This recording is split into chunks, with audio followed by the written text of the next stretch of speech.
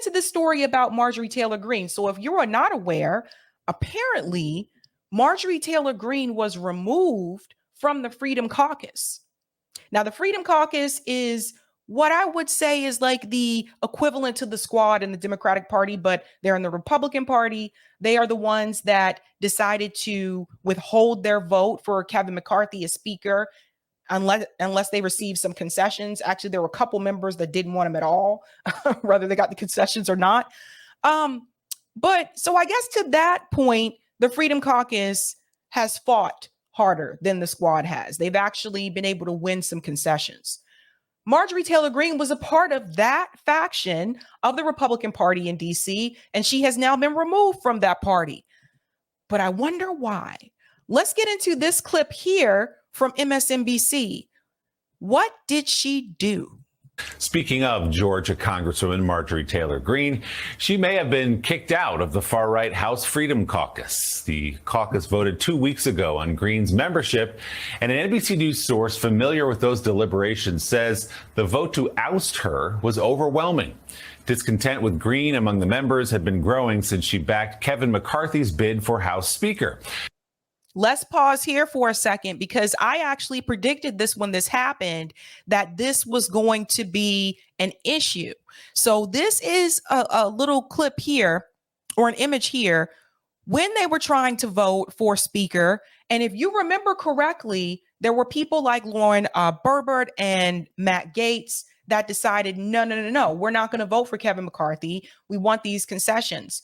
Marjorie Taylor Greene folded pretty early. Now, if you remember correctly, this vote went on for a couple of days, which is what we actually asked the Squad to do in reference to holding their vote for Nancy Pelosi in reference to Medicare for All. We asked them to do this, no, don't vote for her without getting concessions for the people, right? So I predicted back then that this might be an issue later on because she was able to fold so quickly and split away from the party. So that issue comes back up into the light. But is that the reason why she was removed? But it reportedly was this altercation with Colorado Congresswoman Lauren Boebert last month that put members over the edge. The vote to kick her out was 2 days later.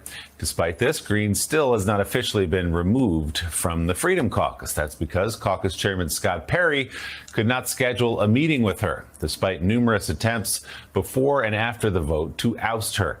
NBC News reports in an interview Thursday night, a House Freedom Caucus board member said Perry had made a number of attempts to reach Greene and her staff before and after the vote to oust her. Quote, I suspect because she knew she was being dismissed from the Freedom Caucus, and a little bit like someone refusing service from a legal standpoint. If I'm not served, then maybe it doesn't take effect. Greene's team refuted that claim in a statement and called out the member for remaining anonymous. In a statement, she wrote, I serve Northwest Georgia first and serve no group in Washington. Let's pause here and look at this statement for just a second. In Congress, I serve Northwest Georgia first and serve no group in Washington.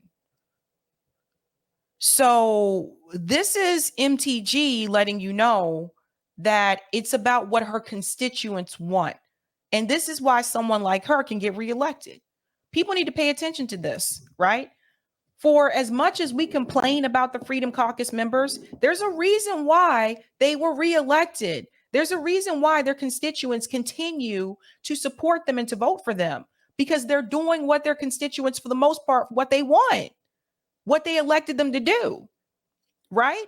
So this is her saying, look, I am not a part of any type of cult-like behavior. I am not, beholding to like just one group.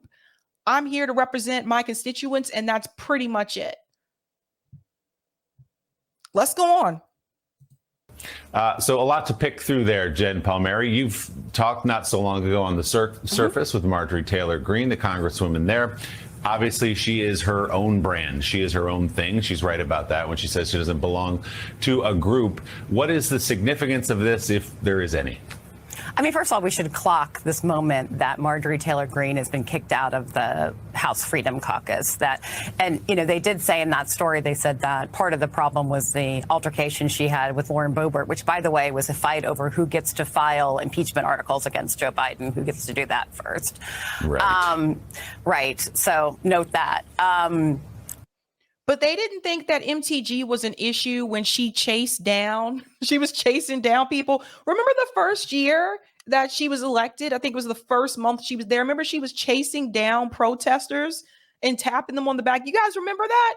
They didn't think she was a problem then.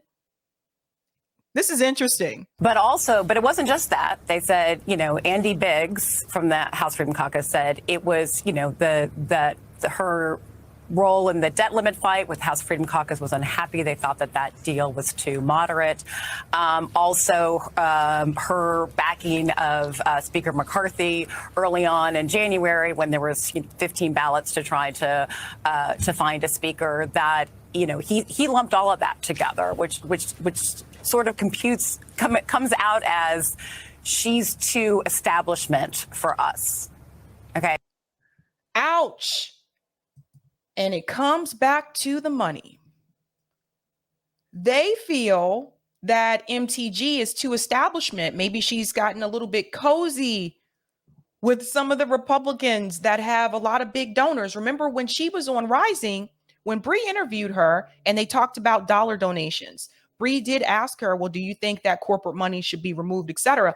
Marjorie Taylor Greene said most of her donations come from individual people, and it's not like people are giving individual $1,000 like donations to her. It's like the small dollar donations that like Bernie Sanders had. But now other members of the Freedom Caucus feel that she is starting to become more cozy with the establishment. Now, why would that happen? This is why I tell you got to always follow the money. Why would that happen? Could it be in an effort to try to preserve her career in politics? We need to pay attention to this. So that's a moment to consider. And then having spent, I spent a week in her district. I've spent time with her on a few occasions, and the House Freedom Caucus is not marginalizing Marjorie Taylor Greene. Just as when she lost her committee assignments under Democratic Congress, she will find a way to use this moment to her advantage. And, as I said earlier, talking about the sort of human connection that Trump has with his base, Marjorie Taylor Greene has that with the MAGA base. Her constituents, for the most part, really like her, believe it or not. They really like her. There's a reason why she was reelected. You see what I mean? So she's doing something right in reference to what her constituents want. But in the reference to how she'll find a way to make this about her, I see the book coming right now. Marjorie Taylor Greene writes, removed and kicked out. My time in the Freedom Caucus. Next thing you know, it'll be a Lifetime movie. I can see it all. I'm telling you. And there's no one in the House Freedom Caucus that raises more money for Republican candidates than Marjorie Taylor Greene. I'm certain of that.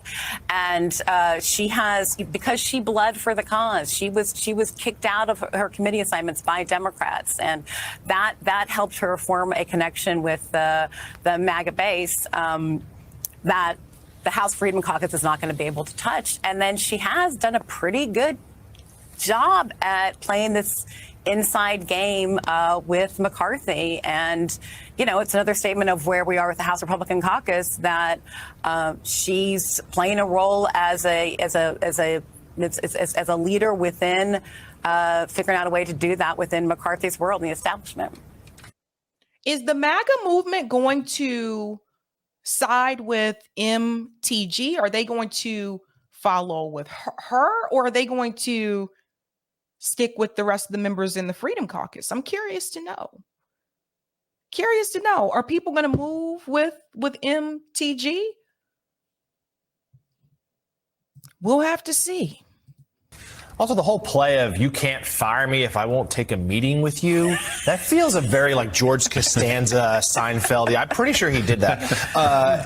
But to Willie, it is though beyond Marjorie Taylor Greene, who of course, as Jen says, will remain a force in the Republican Party. This highlights this fracture that she's not conservative enough. But I also want to go back to how we opened this with President Biden calling out that groundbreaking. This is something the White House is really trying to lean into. They did a little bit early on in his term, and now this year, when there's not going to be new legislation passed, but rather sort of touting the victories that they've already accomplished, he's going to these districts and what victories? He just said the victories he's already accomplished. What victories?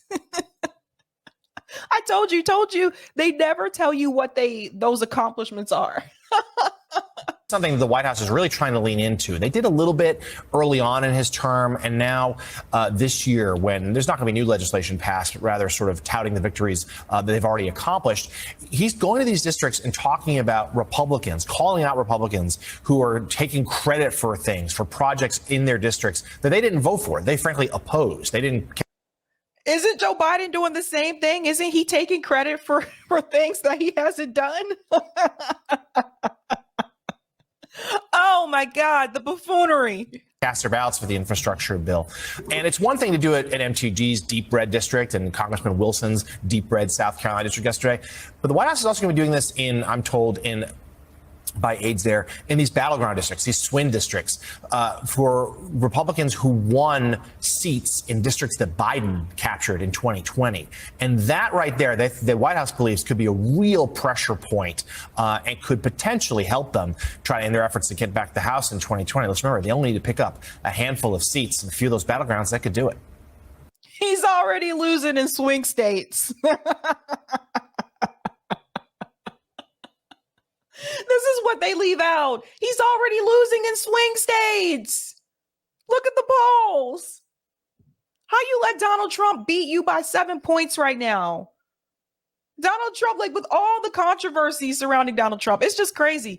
But what is going to be interesting to see is what is going to happen with MTG. Is it true that she's trying to align herself more with that Kevin McCarthy faction of the Republican Party? Because that is where the money is. Like, let's just be real. There's more money on that side than it is on that Freedom Caucus side. Is that what she's trying to do? Is she trying to look out for her political career? We'll have to see. We'll have to see. Leroy says, would have been great if members of the squad called each other out like this. I know it's all theater, but it's still happening. Would have been great when they decided to become scabs or strike breakers, and Rashida Tlaib was the only one that did not vote that way. Would have been great if Rashida Tlaib stepped up and said, I'm calling out AOC, Jamal Bowman, Ilhan Omar, Ayanna Pressley, all of you. I'm calling out all of you for not backing the workers. Would have been great, wouldn't it? In another world.